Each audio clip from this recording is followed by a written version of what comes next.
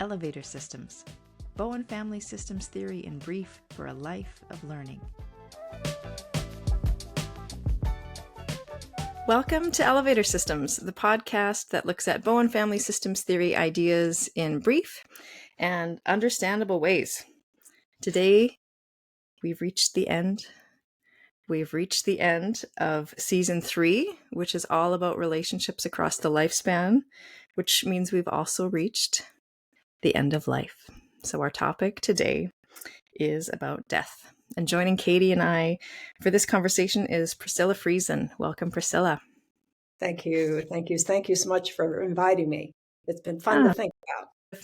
Priscilla is a family consultant who trained as a licensed clinical social worker.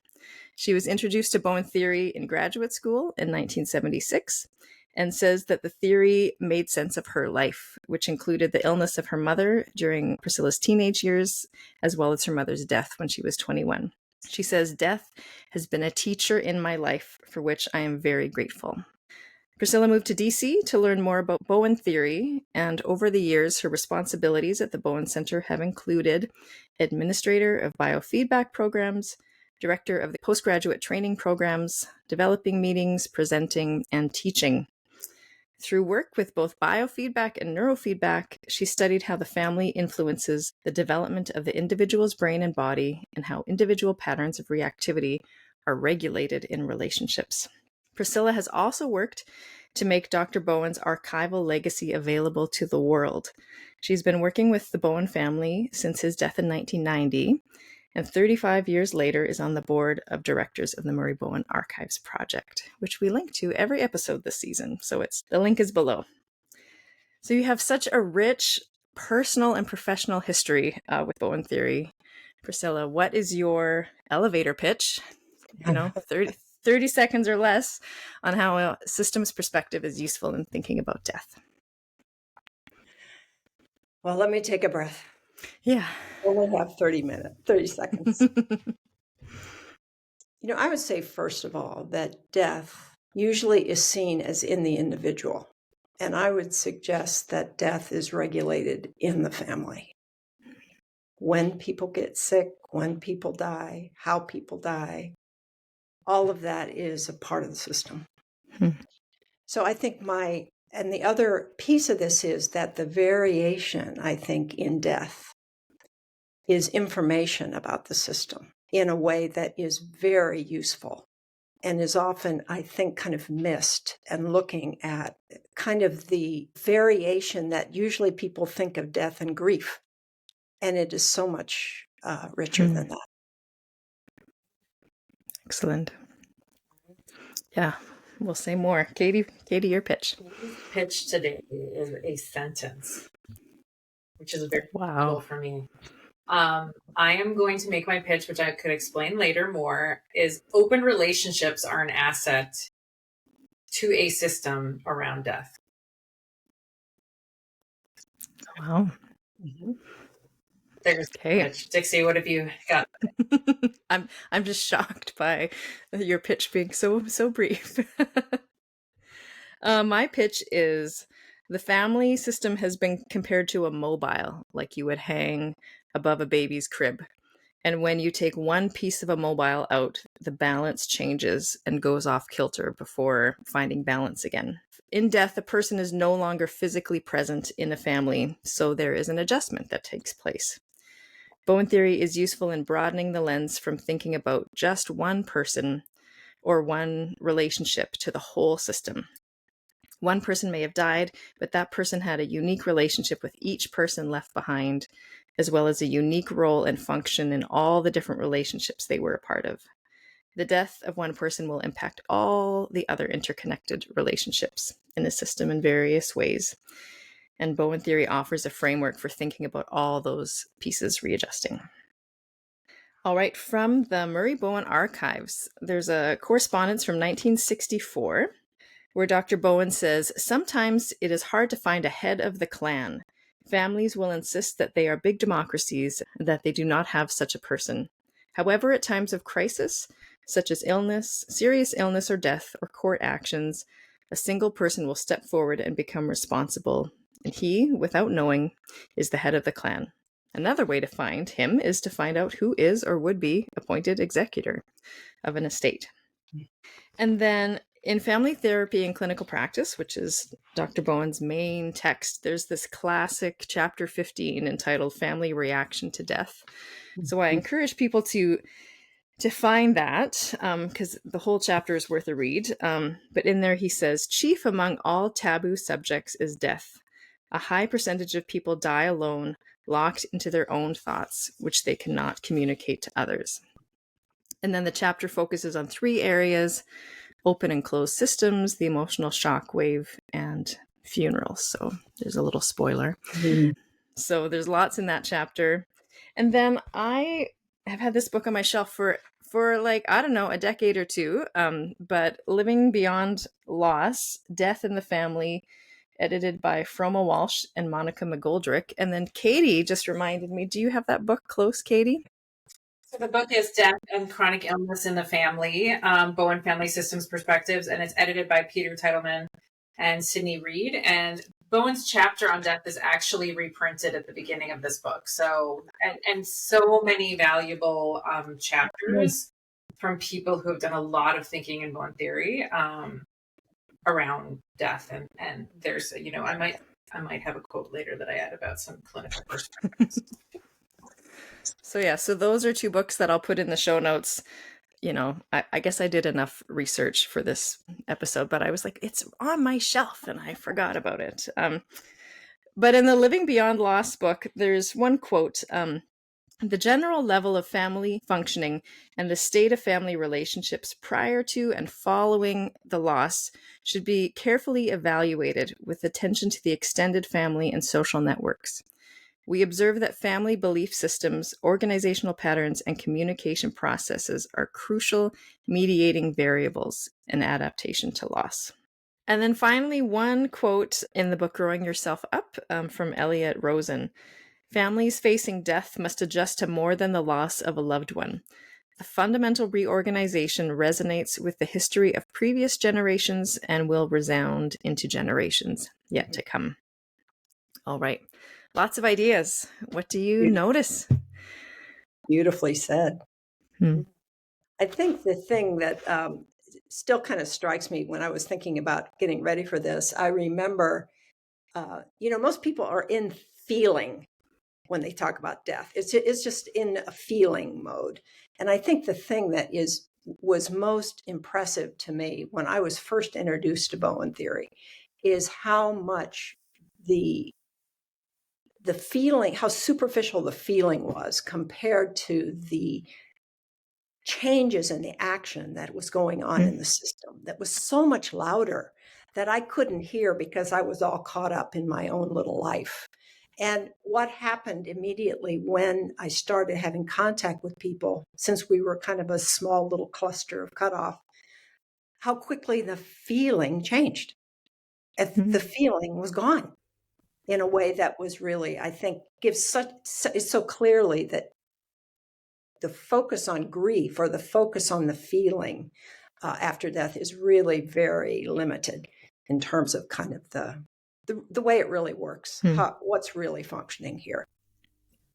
Yeah, I appreciate that. I'm thinking about, one of the things that I heard that I wrote down was the accepting the differences in relationship. I mean, that one just pinged in my brain because that was a real useful idea for me when I was thinking about grieving after my father died. And I mean, I think I could talk probably lots about it, but one of the things that was useful is just appreciating the different relationship he had with each of my siblings and how that information, instead of kind of fighting against it and having a little of that, 1 of 3 competition that might come up, that feeling side, but to think about how that was actually a resource to me. I thought that was useful in my own process, is just my sister did have this different relationship with him. So she has all this other information about him that's different than my information. That's great to know, when we can have conversation about that. I think you, Katie, said something about open relationships, if I remember here. And I think one of the things, what I kind of consider the bookends of my death experience was my mother, who died at 46, and my father, who died at 100. And my father, of course, you have 50 years in there to have a relationship that's open. And thankfully, I had that chance. And what the difference is, I think Bowen's idea of differentiation and that open relationship is that it in some ways doesn't go away with death. Yes. There's something that is, it's clean, it's real, it's not, there's not an edge after the death. And I thought that was interesting. It's a very different way of thinking about what allows a kind of a productive death, I guess I would say. And I think about that for myself. I'm older than you guys, obviously. So I'm thinking about that as friends die and as the next generation has already been gone. It's a powerful thing to think about how important the relationships are, that they're open. You talk about death, you think about it, you have people that you want to have go alongside or not, or, that you don't leave this stuff undone. And you have a good death, which my dad did.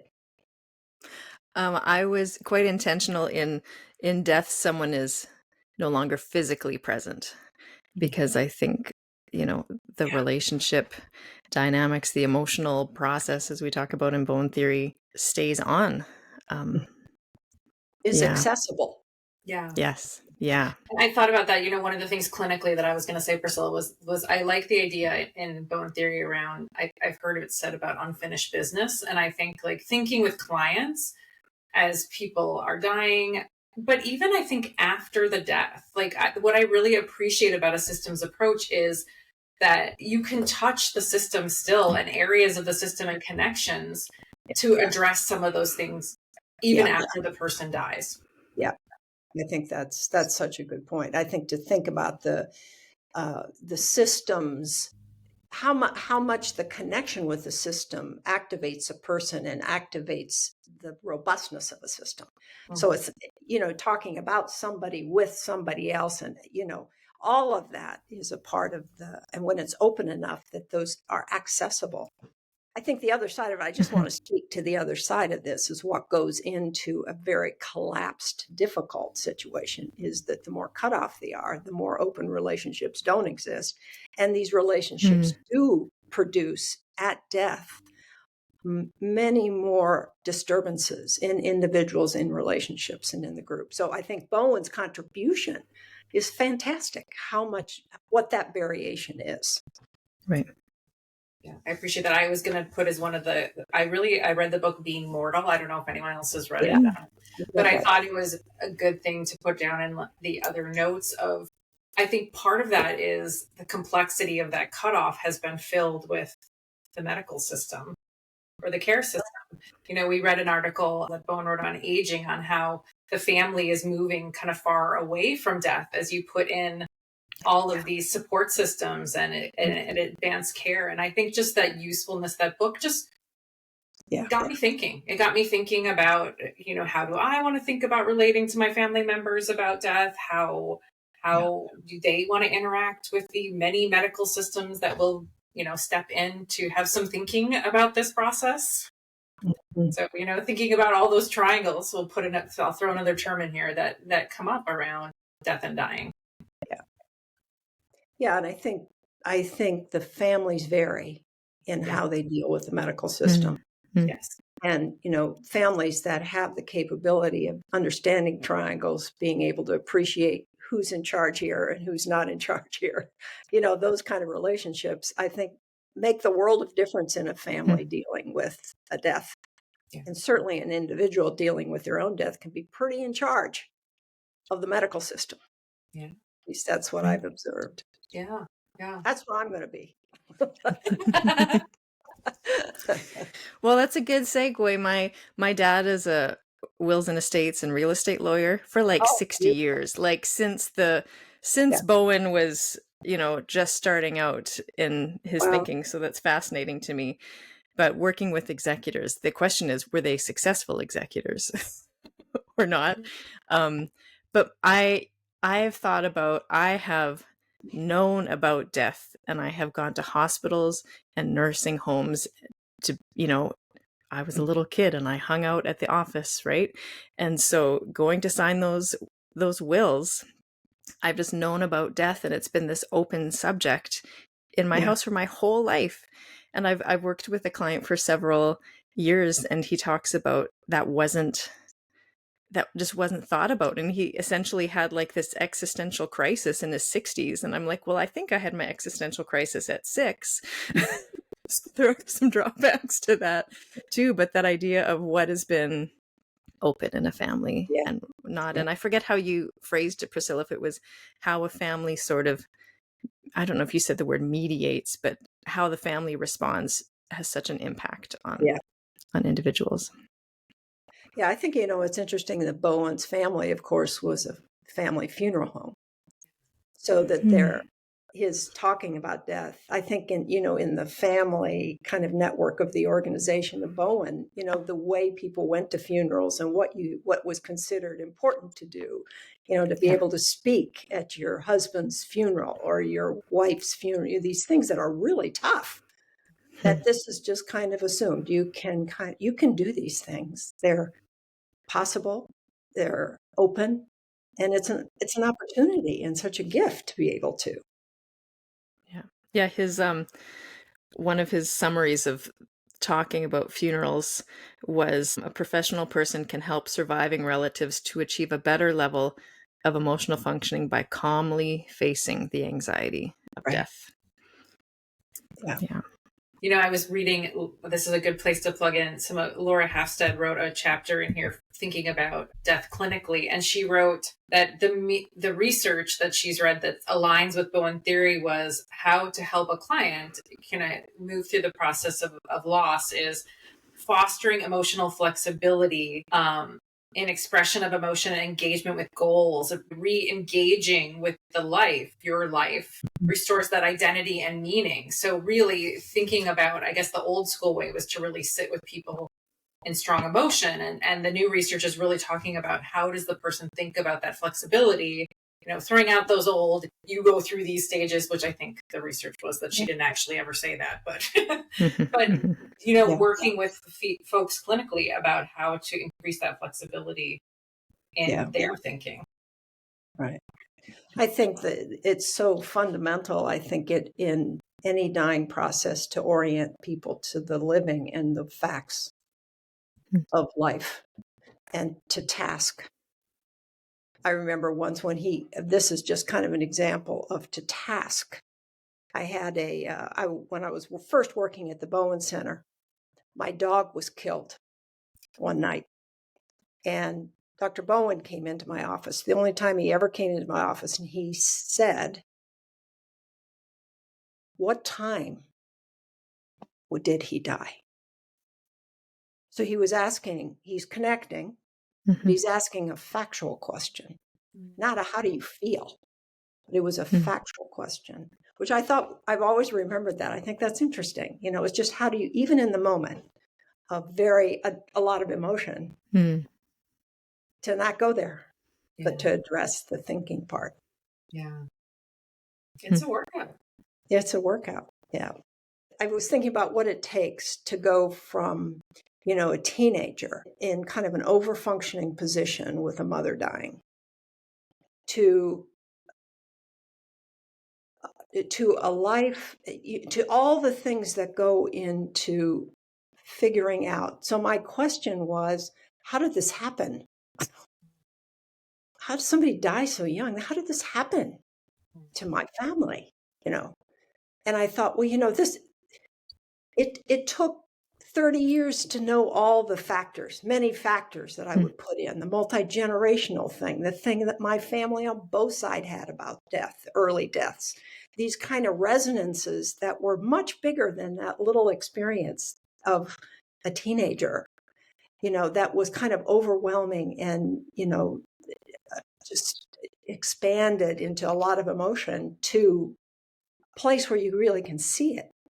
And how different one's experience about death is. But it isn't scary. It's exciting. It's like it's an honor.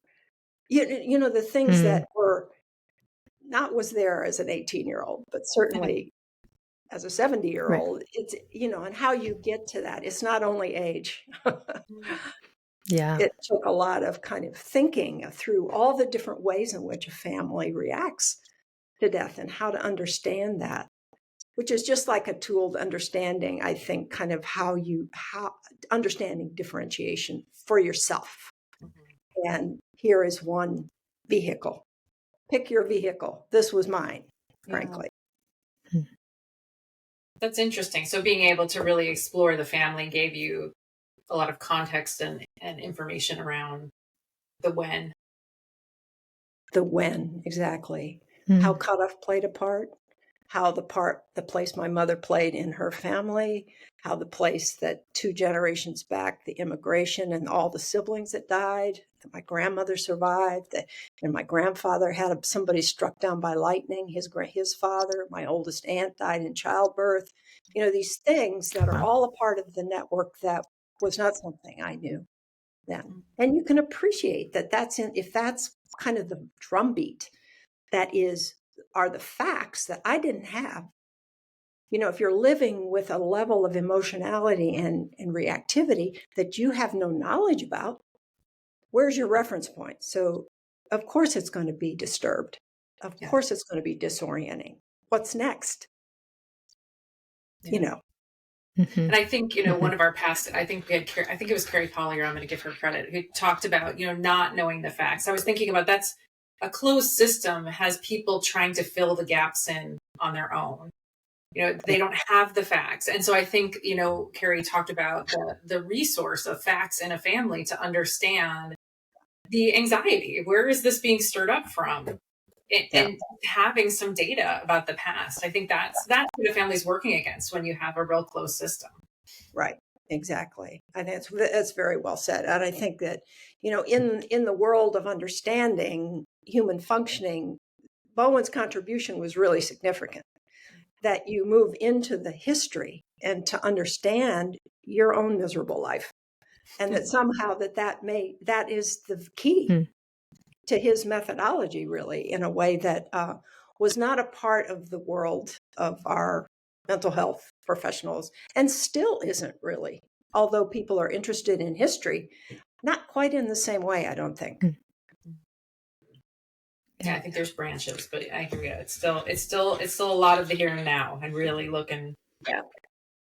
My example was Queen Victoria, who is, the famous grief, her decades-long grief for her husband. And so in this book, Living Beyond Loss, there's a few chapters. I think they look at the Kennedy family, they look at Queen Victoria, and well, first of all, I will say you can watch the Victoria series on PBS. You can watch Young Victoria with Emily Blunt, and you can watch Dame Judi Dench be Queen Victoria 2 times in Her Majesty Mrs. Brown and Victoria and Abdul. So there's lots of things people can watch about this. I will also say that I grew up in Prince Albert, Saskatchewan, and did not know who Prince Albert was until Young Victoria. Emily Blunt, which is horrible. And I was a history major before that. Anyways, but I mean, we all know about Queen Victoria's grief of Prince Albert, and it was like 40 years, and she would lay out his clothes and she would have his shaving items, the shaving water prepared every morning for 40 years.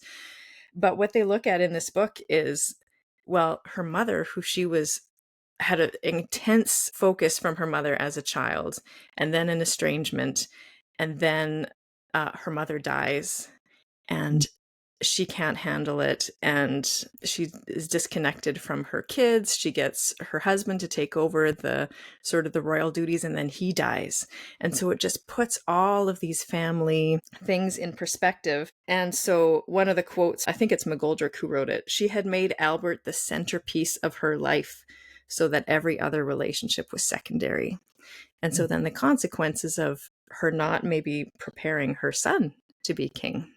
And anyways, just all of these pieces beyond just, what Dame Judi Dench shows in the movies, I thought was so interesting. Yeah, I think that's a great example. I mean, just to think about the ways in which intensity looks down the generations, and it's not personal. It's just very intense, and capability and being able to be a king, or all these things are byproducts of the intensity that just doesn't, it's not efficient. It's not, people can't kind of operate with kind of their less constrained patterns, but rather much more out of their energetic, creative life energy.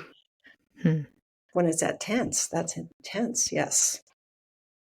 You know, one of the things I did want to talk about was, I think one of the basic things that Bowen theory, when I first understood Bowen theory, is what it illustrated to me is how interdependent I was and how much I relied on others for my life functioning. And the experience of that, while kind of overwhelming at a feeling kind of level, was also a kind of a clue, I guess, to that that there's a way to see this beyond your miserable feeling state or your miserable functioning state, shut down or whatever, that there was a way to see that this is related to the connections between people. My mom and my dad and me, my mom and me, my brothers, and, you know, all these kind of things. And that was like an open door in a way. I couldn't do it immediately, but it was like an open door to being able to see this outside of me. It's not about me only. It's bigger than that. That fits with one of the other things I was gonna plug in. This season I've been journeying along through the family life cycle book, and of course there's a chapter on death. And I thought it was written by Freda Hertz. I'm pronouncing her name right. And looking at the way to think about the impact of death or the journey that the system will take on death, she kind of outlined these few things that I think Priscilla's picking up on. You know, what was the time of death? So, you know, a child's death is going to impact a family significantly differently than 100-year-old parent, right? So I think, you know, that's important. And illness. She talked a lot about kind of how the illness, if it's an illness that leads to death, how that has structured. Was it unexpected? Was it a slow progression? You know, I'm happy to hear in our conference we're talking a lot about dementia, because I'm thinking with families about that progression and how that's a very unique process that a family goes through. She also talked about the nature of the death, which I think I'm getting at here, the openness of the family system, and then the position in the family of the dying member, which I think we've kind of talked around, but maybe haven't specifically named in the system. That's important. You know, was this a leader? You know, when my grandmother or my dad's mother died, she was definitely the matriarch of that family, and it had a pretty significant impact on the system versus someone who might have a less important role in leadership in the system. Yeah. So I thought those were useful systemic ideas to think about. Yeah. Yeah, I think those are really important. No, go ahead. Go ahead, Dixie. Well, I was watching, and I can link them as well, but Anne McKnight did a few Family Matters episodes on death, and there was the comment made that a grandmother died, and she was maybe a little bit more peripheral, but she was so important to the mother who was that family leader. And so the death of this sort of peripheral person had such a big impact on the system because it impacted the mom so much. So yeah, all those interconnections. I think the other thing that is kind of clinically applicable is, you know, how often, I'm sure you've seen this too, when something's happening in the kids, how often it is when the grandparents have something going on. So there's a death and a diagnosis. There's something in a generation away.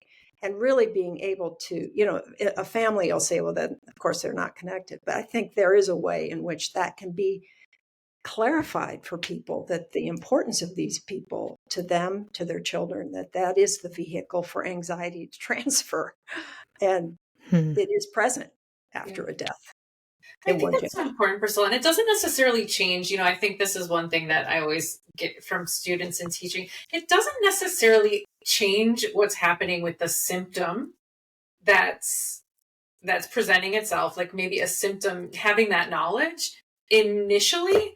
But I do think that I've watched clinically that having that knowledge of, so my kids started, you know, biting at school, you know, 3 months after grandma passed away, is just I think it loosens something up in someone's brain. I don't know a better way to say it. So it's not like immediately knowing that the parent's going to go, oh, she goes home and the kid stops biting. But yeah. But just what flexibility does it put in the system? How does it loosen some of the projection that mom might put on her kid? Yeah, that's a good way to say it. I think this whole process of what does it take to, again, I'm thinking about my mother's death and my dad's death.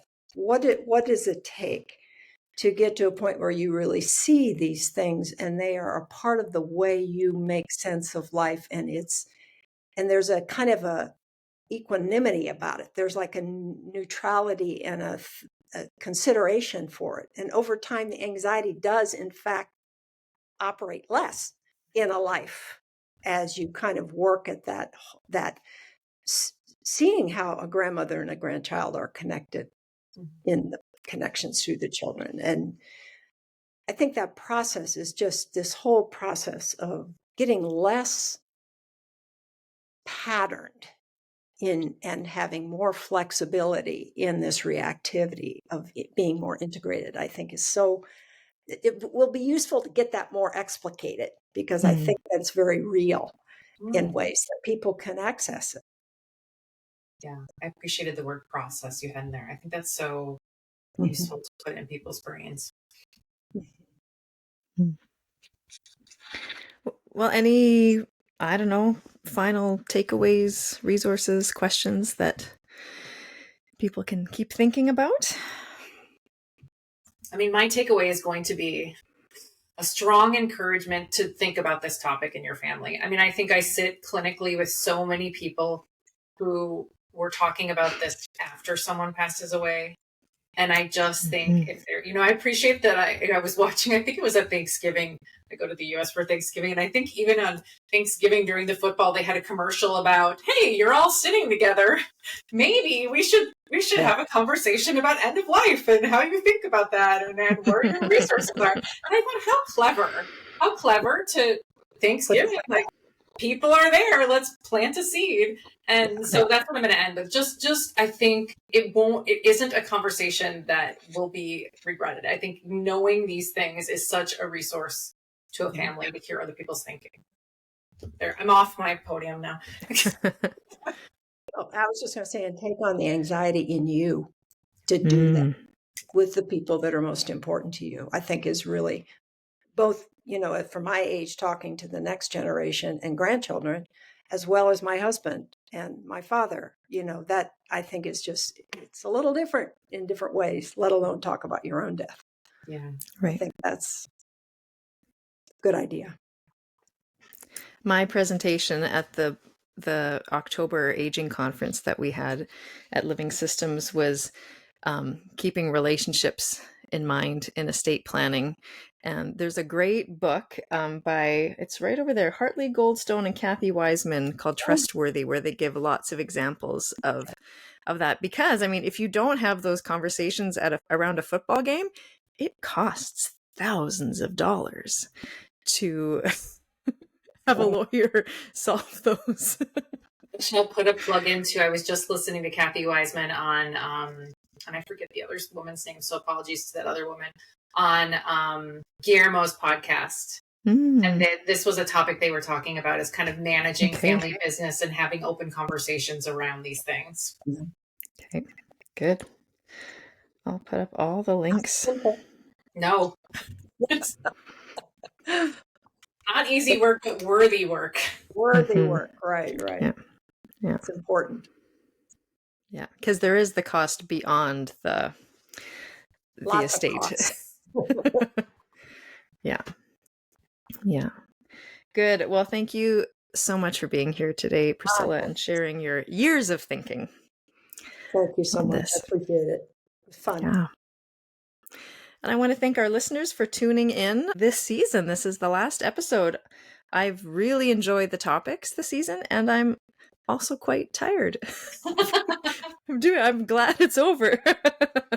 But we will be back. But yes, we will be back. And I want to tell people to keep an eye out. Katie and I are working on a special episode that sort of is a little wrap up for the season. And It's going to be quite special. Hopefully November it'll be out. And so, yeah, after thinking through not all, but many relationships across the lifespan this season, I hope the people who've tuned in have taken away lots of ideas to keep thinking as you go out into your relationships.